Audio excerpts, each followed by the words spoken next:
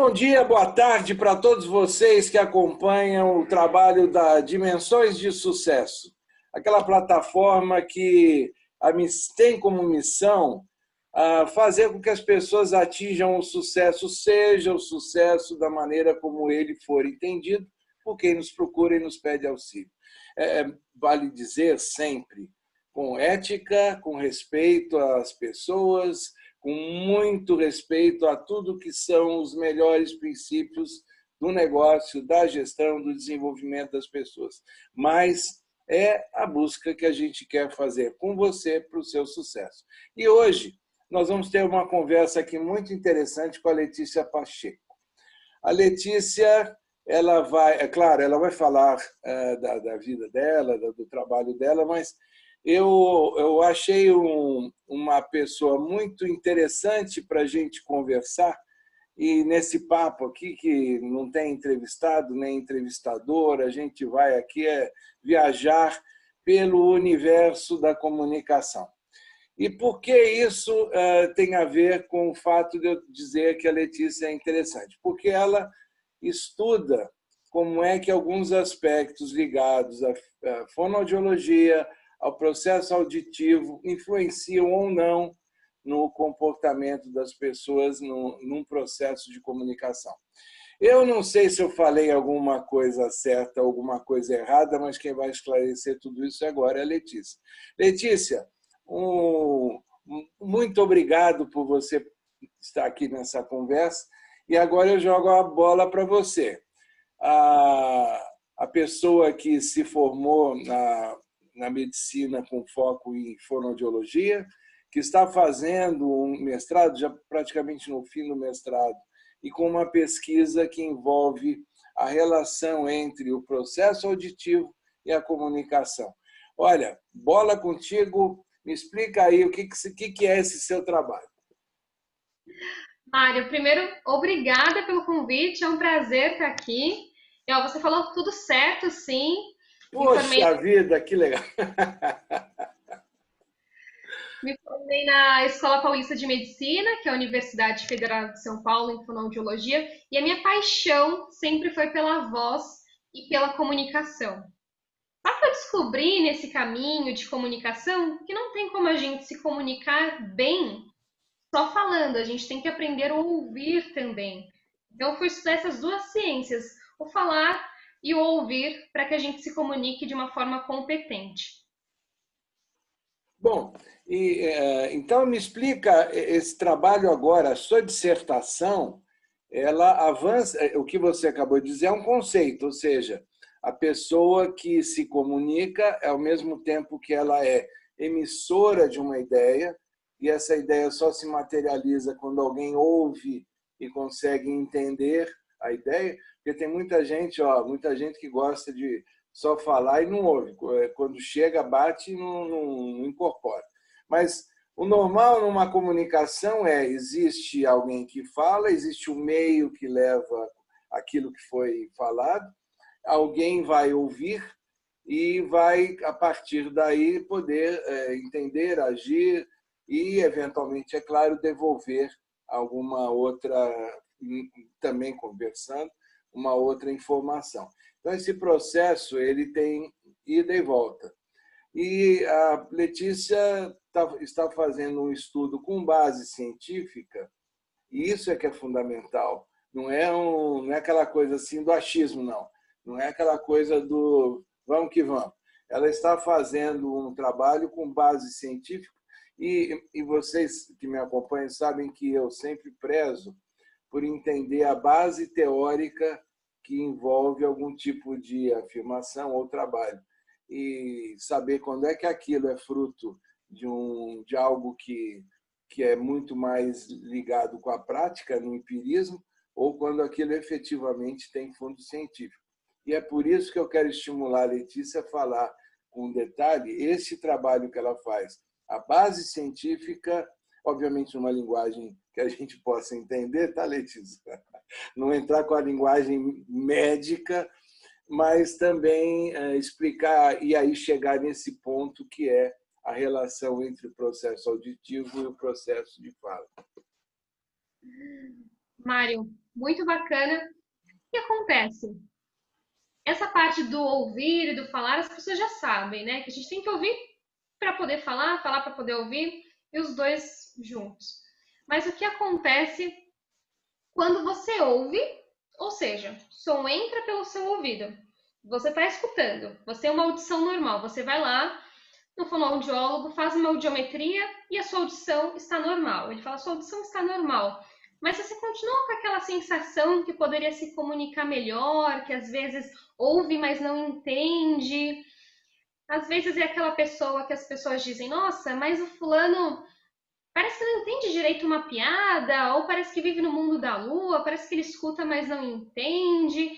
Ele é um pouco perdido quando vai se comunicar. O que pode estar por trás dessas queixas, dessa personalidade diferente, dessa personalidade que não se comunica tão bem? Pode estar um distúrbio do processamento auditivo central. O que é isso? É quando o som entra pelos nossos ouvidos, e tá ok, tá tudo bem, mas o caminho até ele chegar ao cérebro, até chegar no cérebro, tem alguma coisa errada ali. É como se tivessem duas estradas que saem aqui do nosso ouvido até o cérebro, até o córtex auditivo, vai processar esse som, e essa estrada está esburacada. Então, esse som não chega tão bem ali. Isso é o transtorno do processamento auditivo. É um nome, assim, meio complicado, mas eu vou explicar mais a fundo. Até agora, o que você achou disso? Não, tá legal. Eu estou adorando, porque à medida que você está falando, eu estou desenhando aqui, digamos, entendendo através de um visual, né, o som chegando, mexendo lá no tímpano, de alguma maneira levando as vibrações e o cérebro interpretando aquele som que veio. Aí a gente pode até fazer uma pergunta, mas como é que essa coisa ela tem alguma interferência? Por exemplo, se eu tenho uma capacidade melhor no lado direito do que do lado esquerdo, ou vice-versa, ou seja, se eu tiver alguma perda de capacidade auditiva em um dos lados, isso muda algo? Ou a minha comunicação no sentido de eu falar também é atingido? Muda. Muda sim, e isso é bem comum. O que acontece quando a gente tem um ouvido que está mais forte do que o outro, né? Ou um que está mais fraco do que o outro. Essa estrada é como se um caminho tivesse liso, então o carro vai chegar na velocidade certa e as nossas vias elas são cruzadas, né? Então o que entra desse lado vai para cá, o que entra desse lado vai para cá. Então é como se por exemplo, meu ouvido direito está bom. Então o som chega aqui perfeitamente, a estrada está limpa. Mas desse ouvido está mais ou menos. Então tem alguns buracos no caminho. O carro que entra daqui para passar até aqui, ele vai demorar mais do que esse. Então esse vai chegar primeiro. Isso vai dar uma confusão no cérebro. É como se ele tivesse a informação que ele recebeu primeiro, ele vai processar. Agora a informação que veio depois, metade vai ser jogada fora. É como se Agora, não fosse existe. Desculpa, só, eu vou te interromper só para esclarecer uma dúvida que me surgiu. A gente sempre ouviu falar que o ser humano tem, e principalmente, obviamente, no cérebro, tem uma grande capacidade de adaptação. Ou seja, a gente se adapta. Se eu tenho um problema, uma perna um pouquinho mais curta que a outra, eu vou me adaptar a andar de um jeito. Se eu tenho alguma disfunção de alguma maneira, eu vou me adaptar para aquela disfunção. Neste caso, o cérebro não se ajustaria para esse tempo diferente de chegada da informação? Ele pode até se ajustar, a pessoa vai encontrando mecanismos compensatórios. Então, por exemplo, uma criança que tem esse transtorno do processamento. Vai ser uma criança que vai estar ali prestando atenção na aula, só que ela não vai captar todas as informações. E aí ela vai chegar em casa, ela vai ter que estudar muito mais do que uma criança que não tem isso para conseguir ter o mesmo resultado das outras pessoas. Então, é uma pessoa que consegue chegar no mesmo resultado, mas que ela vai ter que se esforçar muito mais para chegar. Isso a Ou gente seja, ela vai ter que desenvolver algumas competências a mais do que outras. É como se a gente pensasse assim, para um processo de comunicação, a gente tem N competências que são necessárias. E, em geral, as pessoas que não têm qualquer disfunção auditiva, elas, digamos, estão com essas competências em um determinado nível, ainda que não seja o mesmo nível. Só que você me diz que quem tem alguma disfunção auditiva vai ter que reequilibrar essas competências para poder chegar ao mesmo resultado. Vai ter mais esforço nesse sentido. É isso mesmo. Só que com a fonoterapia específica para esse tipo de problema, a gente consegue, como se fosse tampando esses buracos dessa estrada. E a gente consegue deixar essa via lisa também, dando uma qualidade de vida melhor para essa pessoa, para ela não ter que se esforçar tanto como ela já estava fazendo. Agora, eu nos meus estudos de mestrado e doutorado, em alguns momentos, né, eu trabalhei muito, eu não vou detalhar aqui porque não é o caso, mas eu trabalhei muito com a questão de a, a gente, quando tem um indicador ou uma variável, algo que a gente queira medir, a gente pensa no que é que me leva para aquilo e que indicadores eu vou ter para avaliar o resultado. Ou seja, que fatores, por exemplo, me gerariam uma comunicação melhor a partir dos resultados que eu tenho dessa avaliação auditiva. Então, eu posso pensar na regressão, ou seja, de acordo com a minha avaliação auditiva, eu consigo verificar quais os fatores que estão influenciando mais ou menos a minha comunicação. Eu não sei se eu fui claro, mas para quem me ouve é o seguinte: na medida em que os resultados da pesquisa, e essa é a minha dúvida e pergunta, à medida que os resultados da pesquisa mostrem alguns indicadores e resultados do processo auditivo, eu posso fazer uma associação, uma regressão, uma associação direta com os fatores que influenciam a comunicação e dizer onde eu preciso melhorar ou piorar. É isso? Estou certo? É isso mesmo. Essa que é a sua dissertação. É um pouquinho mais que isso, porque eu adicionei os idosos e o Parkinson no meio, que é uma outra história. Eu quero chegar lá, mas antes disso eu quero explicar um pouquinho mais o processamento para as pessoas não saírem correndo daqui. O nosso papo é para mostrar uma coisa que pouca gente fala. Foi, inclusive, o que me despertou essa motivação toda de termos essa conversa e de levarmos essa informação para muita gente. Eu mesmo, que me considero uma pessoa, né, que acompanha as coisas ligadas ao mundo da comunicação, eu não tinha esta visão nesta profundidade que você me despertou. E bom ter essa oportunidade, então, de explicar para mais gente o que é isso, que eu acho fundamental e tão importante para a gente ter uma boa comunicação, uma boa qualidade de vida, é um processamento auditivo em ordem. Então, o que é isso, né? Então, voltando para a parte da estrada, é como se tivessem, como se essa estrada tivesse um trem, e cada vagão do trem é uma habilidade. Cada habilidade dessa é analisada em um teste. Como você comentou da comunicação, comentou dos fatores, dos indicativos, eu vou dar um exemplo. Para a gente ter habilidade, então se a gente tem um desses vagões do trem, que tem que chegar até o outro lado bem, meio ruim, habilidade de ordenação temporal frequência. O que é isso? É a capacidade do nosso cérebro interpretar os sons e discriminar os sons. Por exemplo, um som fino e um som grosso. Então, por exemplo, P, O. Tem um teste muito simples que a pessoa escuta P, P, O.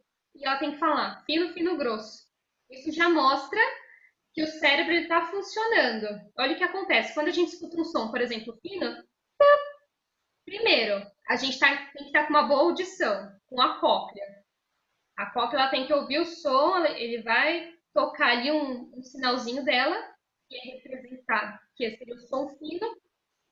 Daqui, ele vai lá para o outro lado, vai para o hemisfério direito e você tem que escutar que esse som é um som fino e ele tem que passar pelo meio do cérebro, pelo corpo caloso e para o lado esquerdo, onde ele vai ser interpretado e você vai conseguir falar fino. Então tem todo um caminho. Então esse simples teste de você escutar pipipô e conseguir falar fino, fino, grosso, fala muito sobre o seu cérebro, sobre como está a sua capacidade. E o que isso tem a ver com a comunicação? Uma pessoa que não consegue fazer isso, que ela escuta pipipô e fala, é tudo igual, com certeza ela vai ser uma pessoa que tem dificuldades na hora de se comunicar, em colocar ondas na voz. Então percebe, quando eu falo bom dia, é uma voz mais simpática, é uma voz que termina mais fina. Quando eu falo bom dia, é uma voz mais séria, termina no grave. Então, se essa pessoa não tiver essa capacidade de interpretar o som, de fazer todo esse mecanismo, provavelmente isso vai se reverter na fala dela. Pode ser uma fala mais monótona, pode ser uma fala muito alta, que ela não percebe que está gritando, por exemplo. Esse é um recado bom para quem lidera time, né? A pessoa que tem lá uma equipe, ela, ao mesmo tempo que liderando, ela precisa falar e orientar e instruir de alguma forma, ela também ouve dos seus liderados algum tipo de comentário ou de relatório, etc. Então, o que você está dizendo é, dependendo desta capacidade que eu tenha de interpretar os sons e, com isso, influenciar o meu jeito de falar, eu serei, na comunicação, melhor, mais influente ou mais, digamos, determinístico para aquilo que eu quero, do que se eu simplesmente estiver com um problema que influencia o meu jeito de falar e eu passo a ser muito monótono, muito tranquilo, muito leve. E com isso eu não mostro para as pessoas a necessidade de ter mais pique ou menos pique. É assim? É isso mesmo. Eu vou dar um exemplo pensando nos meus clientes, nos meus pacientes. Quando chega uma pessoa para mim, duas pessoas para mim, com o mesmo sintoma, com a mesma queixa. Eu acho que a minha voz, que a minha comunicação é muito monótona, as pessoas não prestam atenção em mim. Pode ter a pessoa que realmente nunca parou para pensar sobre a voz dela, para ouvir, para fazer exercícios para ela ter mais expressividade, e ela consegue. Eu vejo isso na primeira sessão, se ela vai ter essa capacidade ou não de, com alguns exercícios, realizar essa performance, ou não. Tem pessoas que eu vou conversar, que eu vou mostrar esses exercícios, e ela já não consegue perceber. Ela fala assim, nossa, mas mudou? Eu falo para ela, ó, vamos fazer uma voz mais fina. Ela faz uma voz mais forte. Ela não consegue diferenciar. Aí eu vou para uma triagem dessas habilidades auditivas. E muitas vezes o problema está aqui, está mais atrás. Então eu começo a trabalhar dali para chegar nesse refinamento da comunicação. Você sabe que é uma coisa muito interessante que a gente, os anos passam, a gente acha que está aprendendo muita coisa, mas vai se surpreender. Quando se fala em fonoaudiologia, a gente sempre pensa no processo da fala. Ou seja, é a pessoa... Tanto é que os artistas, cantores, né, o pessoal de teatro, ele desenvolve um trabalho com os fonoaudiólogos para ter uma expressão melhor, um jeito de falar melhor, não enrolar tanto a língua, e etc. O cantor também tem isso, né? E algumas pessoas, alguns políticos também, para fazer o discurso de uma maneira mais eloquente. Mas esta relação com o processo auditivo, eu te confesso, neste grau, né, eu te confesso que até para mim é uma surpresa. Eu acho que para quem está nos vendo agora também é uma surpresa. E você está fazendo uma revelação aqui que vai estimular muita gente a procurar alguém, fazer um teste, fazer algum tipo de avaliação. E como é que funciona o teste para esse tipo de avaliação, esse trabalho que você está fazendo? Uhum. A gente tem agora, é algo novo, é algo que eu estou testando, que é uma triagem dessas habilidades auditivas. Porque como funcionava antigamente? Antigamente eu digo 2 anos atrás. A pessoa tinha que fazer um exame, que é uma audiometria primeiro. A gente ainda tem que fazer uma audiometria, ou seja, saber se o som está chegando bem nos seus ouvidos. Mas depois a pessoa tinha que ficar numa cabine quase 2 horas ali fechado. Agora a gente tem uma outra opção, que é fazer uma triagem que pode ser realizada inclusive online, você só precisa ter internet dos seus fones de ouvido e você realiza uma triagem dessas habilidades. E foi inclusive a que o Mário fez, depois ele vai contar. E aí, se essa pessoa não passar nessa triagem, a gente vai para esse exame mais específico. Se ela passar, é porque está tudo bem. E claro que a gente não vê só essa triagem ou só o exame, a gente vê também qual a queixa dessa pessoa. Então, eu posso dar o seu exemplo, Mário? Eu só avisar o pessoal que ela disse assim, se você não passar, eu não dou entrevista, não converso contigo, mas como eu passei, estou aqui, ó. Pode dar. Antes de você explicar, eu quero só, então, como quem passou pela experiência, obviamente que quando eu pergunto para ela, é porque ela tem mais condições de explicar todo o processo e para todos que estão nos vendo, ficar mais fácil entender. Mas neste momento que eu fui a cobaia, né, do teste, me surgiu uma questão que eu vou te perguntar então agora, Letícia, antes de você falar do processo, e, todas as vezes que eu vou fazer qualquer tipo de resposta à pesquisa, qualquer que seja, e não necessariamente que diga respeito a mim pessoalmente, mas às vezes algum tipo de avaliação de algo que alguém queira ter a minha colaboração, seja para um estudo ou não, eu sempre procuro fazer no momento em que eu me assumo em um momento de tranquilidade. Ou seja, sem aquela pressão de que, pô, eu tenho que correr para fazer pesquisa porque eu tenho não sei o que me esperando, ou daqui a pouco. Ou seja, sabe quando encaixa, eu vou responder essa pesquisa agora, nesse tempinho correndo. A minha sugestão, em geral, é que sempre se evite isso, porque dá uma distorção você, você responder algo com a emocionalidade latente. Então, eu consegui fazer um teste num momento mais adequado, sem tanta correria, sem grande pressão, mas com isso aumentando o foco e a atenção em cada etapa do teste. Eu acho que muita gente que for um dia fazer um teste desse, é interessante seguir essa receita.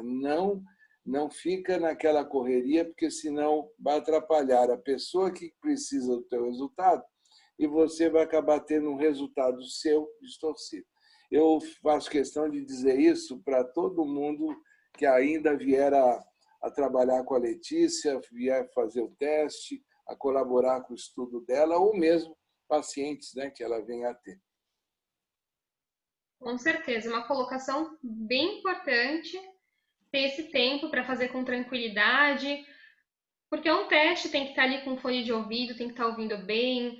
De repente tem cachorro latindo muito alto do lado, te atrapalha. Tem que ser um momento E tranquilo. latindo só não, tem gente que faz com o cachorro ou o gato no colo, que aí que o gato e o cachorro mexendo não vai dar certo. Pois é, isso é verdade. Mas tudo está dentro também da pesquisa, as prováveis, a gente, né, tenta evitar ao máximo tudo isso, né? Falando de pesquisa, Então, você ia falar do meu caso, agora eu vou ficar quietinho aqui, eu sou aluno. Ó. eu ia dar o seu exemplo, ó. O Mari, por exemplo, é uma pessoa que se comunica super bem, não tem queixas relacionadas à comunicação, então eu nem esperava, e também não tem queixas auditivas, então eu não esperava um resultado alterado. E foi isso mesmo que eu encontrei, um bom resultado. Tá ali, né? A gente tem os testes e fica verdinho quando tá tudo bem. Tudo verdinho, tá tudo certo. Ele tem todas as 10 habilidades boas esperadas para a idade dele. Agora eu faço a seguinte pergunta. Você, sem, obviamente, citar nomes, mas você pode descrever alguém que tenha estado fora dessa normalidade? E, principalmente, se alguém... Duas coisas que me interessam assim, nos extremos. Né? Quando a gente lida com estatística, a gente sempre tem a média e tem quem está fora da média. Você tem exemplo, o que aconteceu no teste de alguém que possa sinalizar um possível problema futuro? Você falou de Parkinson, né? Eu não me lembro, Parkinson ou Alzheimer, eu não lembro agora. Ou de um jovem que tenha o problema, como é que isso bateu no resultado de um jovem? Você pode dar esses exemplos assim, fora da curva? Sim, com certeza. Eu vou dar o exemplo de um jovem, por exemplo. Um jovem tem uma dificuldade em prestar atenção na sala de aula. Ele diz que quando está ruído, os colegas estão conversando, ele não consegue focar a atenção no professor. Parece que os sons ficam muito.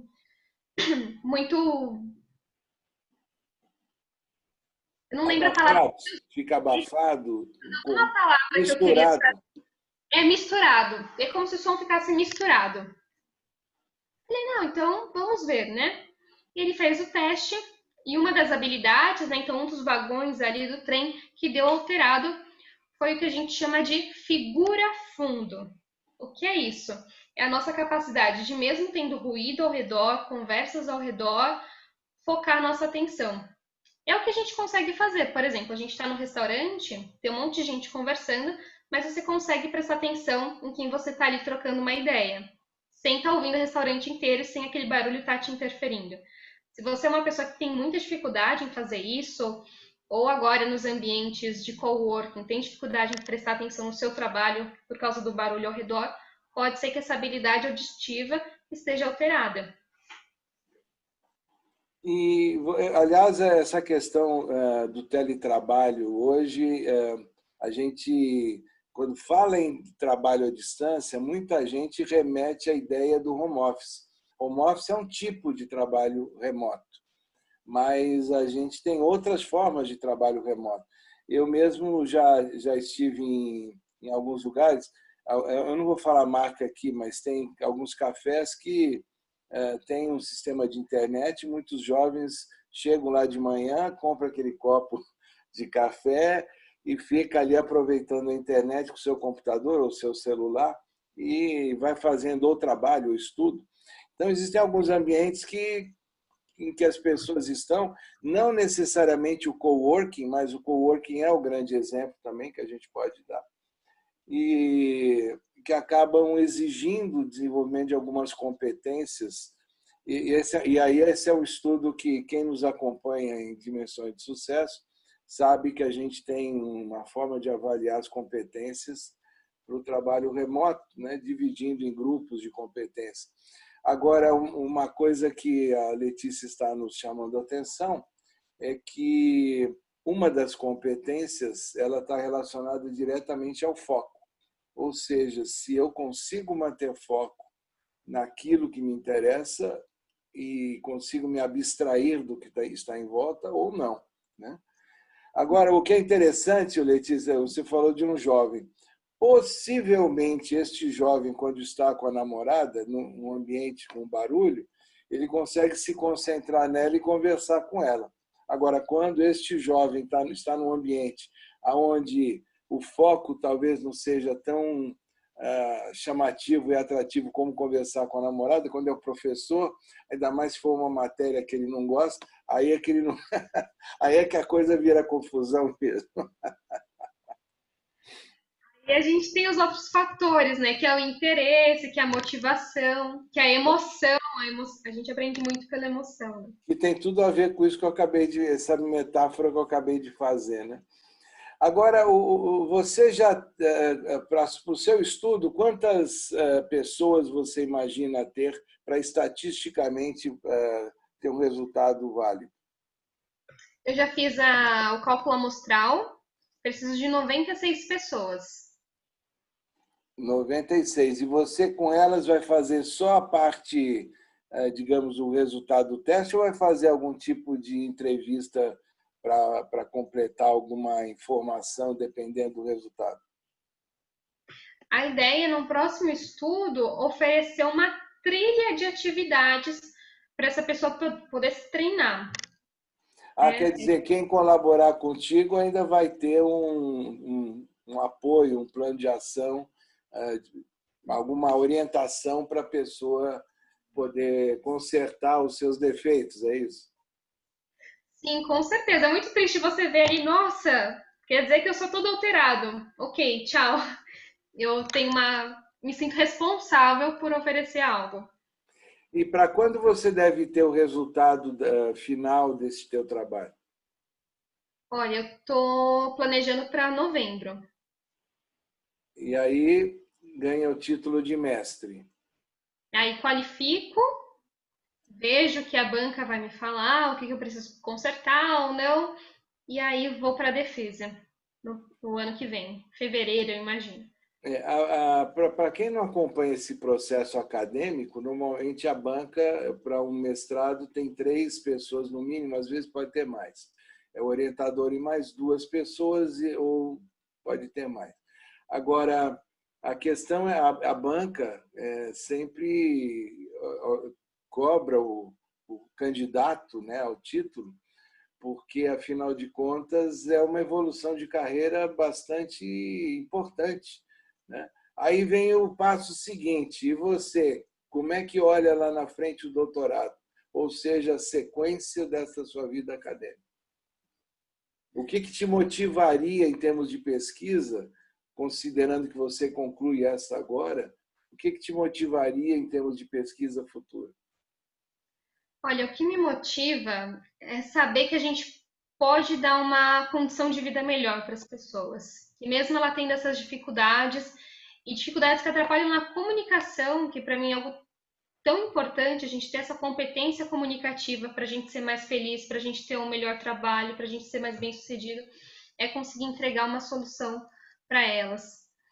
Eu vou aproveitar que já a nossa entrevista é uma coisa que eu acho que não tem nenhum lugar gravado isso.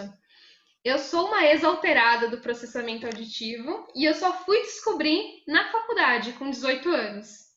Então, o que Espera, me por move. favor, repita essa porque me pegou no coração agora. Vamos lá. Deixa eu ver se eu entendi direito. A gente está falando de comunicação, deixa eu ver se eu entendi direito. Eu sou uma ex-alterada do processamento auditivo. O que é isso? Eu sou a pessoa que tinha esses vagões todos atrapalhados. E eu não sabia disso. Eu só fui descobrir na faculdade de fonoaudiologia. Que eu fui chamada para fazer uma pesquisa para ser o grupo controle e acabei no grupo pesquisa. O grupo controle geralmente são as pessoas normais que estão ali para a gente controlar dados e o grupo pesquisa são os alterados que a gente vai ter que fazer alguma coisa. Então, daí Agora, que surgiu isso. você foi para a faculdade de fonoaudiologia, então, por uma motivação pessoal e profissional, sem ter qualquer noção do seu problema. Sim, não tinha, nem sabia o que era isso. Aliás, pouca gente sabe, eu acho que agora a gente está conseguindo difundir mais o que é o processamento auditivo, mas passou. A minha mãe, quando eu era pequena, ela até falou para mim: "Ah, eu acho que essa menina não escuta direito". Aí ela me levou, fui fazer audiometria e o fonoaudiólogo naquela ocasião falou: "Não, ela escuta até atrás da porta, minha audição é perfeita, é até melhor do que a média". Porque o problema não está na entrada do som, o problema estava nas vias, né? Nesses vagões, nessa estrada. A estrada esburacada. É isso mesmo. Agora eu vou lembrar do meu teste. Eu tive vários. No teste, você tem vários desafios, digamos assim, né? Várias etapas de desafios, né? Que é o que, dentro dessa visão, dessa metáfora, seriam os vagões. Então, tem o vagão do som alto e baixo, o vagão do som que se mistura, o vagão do som que mistura a voz de homem com de mulher. Então, tem vários testes e cada um deles é, obviamente, relacionado com algum tipo de potencial disfunção. Aí a minha pergunta, desculpa a intimidade, qual era exatamente o teu o teu problema mais sério? O que é que não batia certo nesse processamento? Eu tinha dificuldades com a figura fundo, ou seja, eu estava numa sala de aula, principalmente história. Acontecia isso. A professora estava ali falando, mas qualquer som, podia ser o passarinho lá fora, já me atrapalhava. Eu não conseguia focar a minha atenção. E quando você ia para frente? Teve mais vagões alterados ali. Desculpa, o quê? Teve mais vagões alterados. Esse foi um deles. Ah, E aí, um outro que eu lembro foi resolução temporal. O que é isso? Foi o que no seu teste você tinha que dizer se era um ou se era dois. Se você estava um som ou dois sons. Isso tem a ver com você perceber intervalos de silêncio. Tem a ver com ritmo, ritmo de fala, ritmo mesmo para tocar, para perceber. E como que eu percebia essa queixa em mim, que eu só fui entender depois na faculdade. Eu sempre quis tocar violão, guitarra, tá aqui meu violão também. E eu tinha muita dificuldade na hora da aula, quando eu tinha que tocar junto com as outras pessoas, ou quando eu tinha que tocar com aquele famoso metrônomo, que fica o tic-tac no carregador. mas, Letícia, agora uma pergunta que me ocorreu. Muita gente fala que quando a pessoa está exposta a muito barulho, seja numa banda, seja numa atividade, num trabalho que tenha muito barulho, sem ela não tem o protetor, ela vai ter uma perda de audição e que não volta. É uma perda, perdeu. Então, isso certamente, por influência de um trabalho, de uma atividade, isso acaba, no médio e longo prazo, gerando uma mudança de capacidade de comunicação? Com certeza. E a gente tem até uma coisa, tem algo mais grave dentro disso. Quando a gente tem uma perda de audição, é algo irreversível, ou seja, aquelas células não voltam. O que você pode fazer é colocar um aparelho auditivo, fazer um treinamento auditivo se você já tiver perdido essas habilidades, já tiver esburacado essas vias que eu falei que levam até o cérebro. E o que pode acontecer se você tem uma perda de audição e você não cuida dela? Você não vai colocar um aparelho auditivo, você não vai fazer um treino auditivo. O nosso sistema, ele é muito esperto. Então, o que ele faz? Ele pega essa parte, né, que deveria estar ali ouvindo essas células, e ele faz uma reorganização cerebral. É uma reorganização compensatória, ou seja, para compensar essa perda de audição. Então, é uma reorganização compensatória secundária a essa perda de audição. É um nome difícil para dizer assim.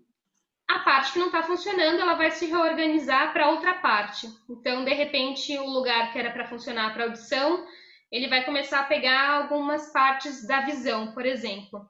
E aí, nisso, a gente pode ter um declínio cognitivo. O cérebro está se reorganizando para compensar essa perda de audição. E agora a gente está cheio de estudos que dizem que a perda auditiva pode estar relacionada a uma demência. E aí a outra dúvida que me surgiu também. Muitas vezes já me perguntaram em vários exames, né, aquela check-up, etc., se eu tenho zumbido no ouvido. Aliás, é uma pergunta que muita gente sempre ouve em check-up. O que significa ter ou não ter o zumbido no ouvido? O zumbido é uma parte ainda um pouco obscura, porque cada um pode ter zumbido por diversos motivos. Pode ser metabólico, pode ser porque tem uma queixa de audição. O zumbido é aquele barulho que você escuta, principalmente quando você está num ambiente silencioso. Pode ser mais grave, mais agudo, e isso pode te atrapalhar a se concentrar, a prestar atenção. Não necessariamente um zumbido vai estar relacionado a uma perda de audição. Para isso a gente tem que investigar, A minha pergunta é se o zumbido ele está dentro deste contexto todo de estudo que você está fazendo, se ele, de alguma maneira, é um indicador para a questão da comunicação.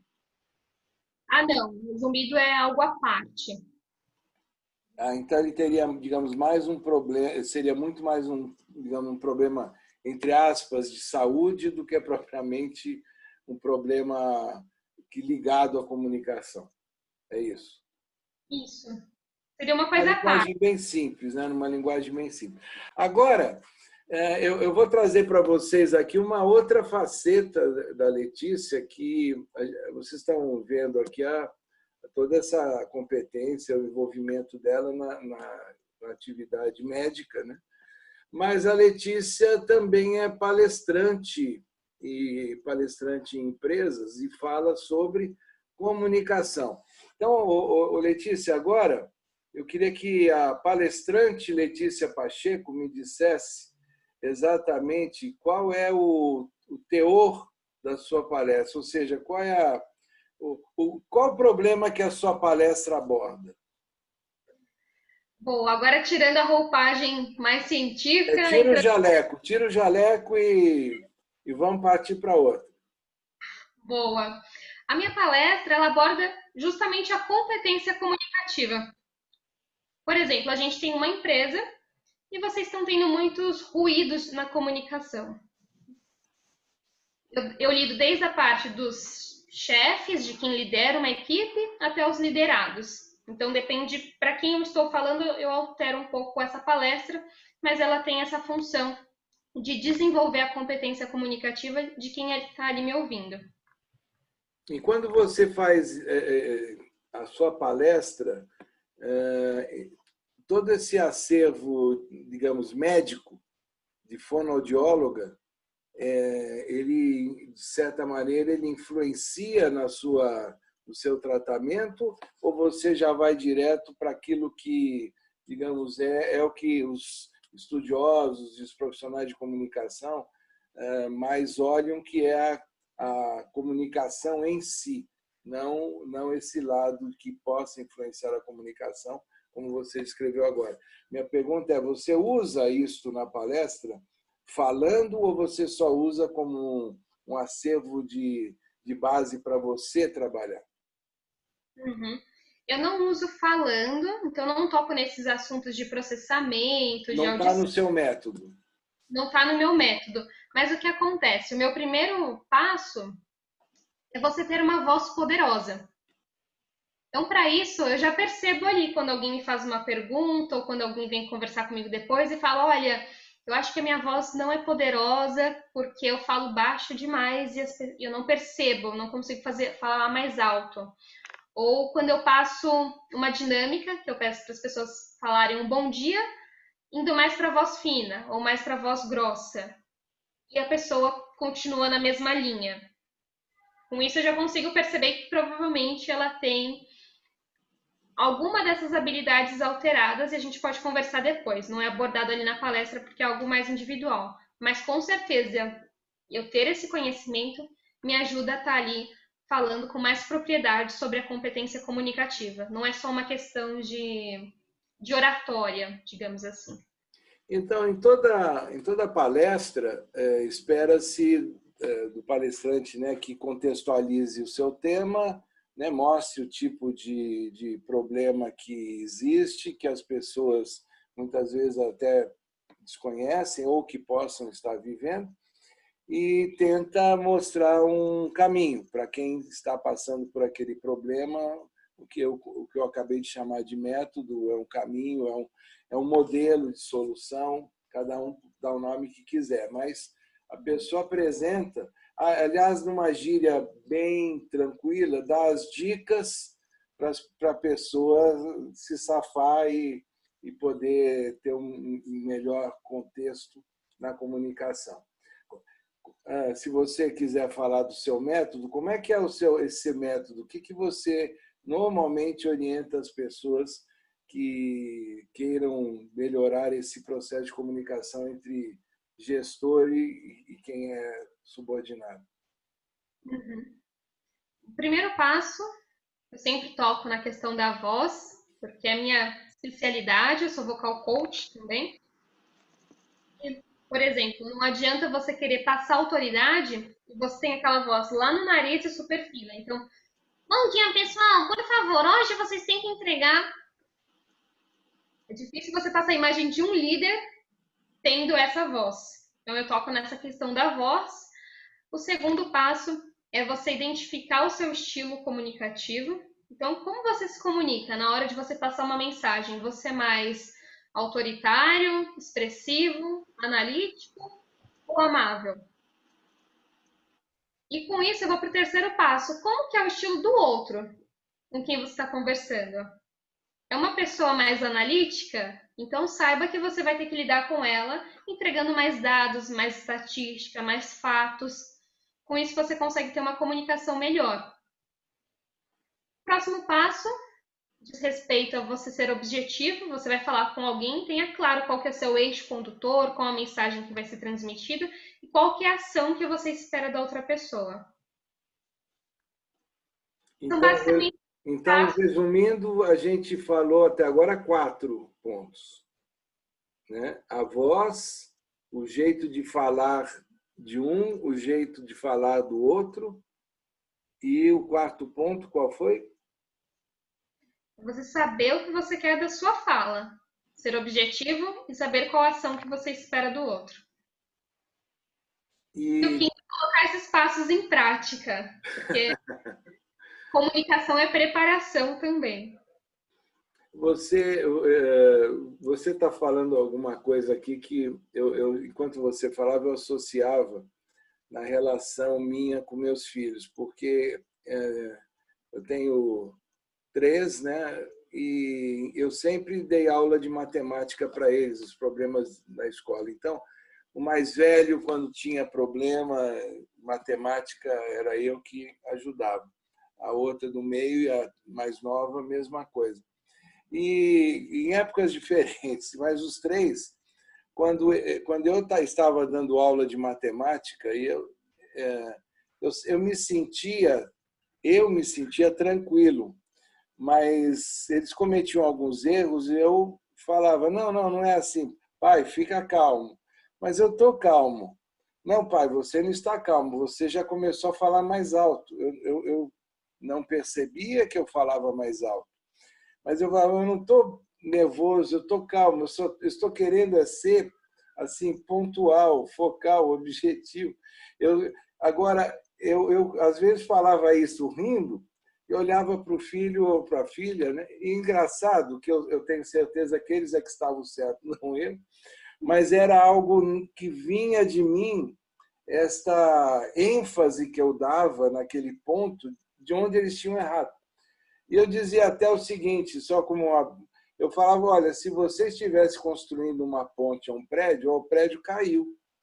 Você sabe tudo, mas você, na hora que você entendeu e está sabendo fazer o problema, você desliga e vai no automático fazendo conta, erra uma expressão, erra alguma coisa, o prédio cai. Mas, pai, vai com calma, vai com calma. Então, o que você estava falando, eu estava me lembrando dessa história familiar, ou seja, eu nunca consegui.